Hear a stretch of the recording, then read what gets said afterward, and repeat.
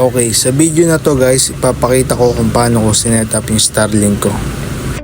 In-order ko nga pala siya guys sa starlink.com mismo ha. Ito naman yung antenna bracket niya.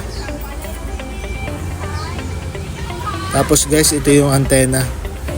Mahalaga to ha, at huwag natin itong gagasgasan or baka mabutas sa pag-akyat natin sa mga bubong. Kasi baka maapektuhan natin yung connection kapag hindi natin naingatan. Or baka magkaroon ng butas or gas-gas. Ito naman guys yung router niya. Medyo mabigat siya sa personal. Astig to. Ngayon lang din ako nagkita ng ganitong router. Sobrang sturdy. Meron din siya kasamang sticker. Yung akin, di ko na siya kinabitan. No need naman na. Pero depende rin sa inyo yun. Ito yung kabuuan niya. Yung box niyan, meron ng power cord mismo. Ito naman yung right spot na nahanap ko. Diyan ko balak ilagay sa bubong ng guest house. Patulayin natin yung wire papunta doon. Ito, nandito na kami sa may bubong. Set up natin at hahanapan natin ng pwesto to.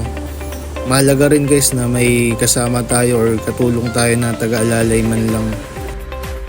Oo nga pala guys, dapat nga pala wala ring obstruction dito sa ibabaw ng antena nyo ha. Kasi kung may obstruction yan sa ibabaw or sa gilid, maaaring maapektuhan yung connection natin. Ayan, nakahanap na nga tayo dito ng perfect spot na walang obstruction. Kasi tatandaan nyo guys na yung satellite from outer space, dapat mag-connect siya mismo dito sa Starlink antenna natin. Kaya mahalaga yung walang obstruction. Sinet up ko na nga tong router niya. Madali lang naman. Saksak mo lang yung power cord tsaka tong Ethernet cable from our Starlink antenna. Ito, speed test na tayo.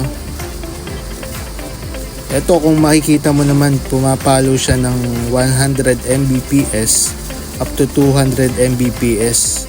Depende rin siguro sa satellite connection niya. Para sa akin, okay na to kasi malayo sa amin yung fiber, hindi abot eh. So sa mga katulad ko na kailangan ng internet connection tapos nasa remote area, magandang choice tong Starlink.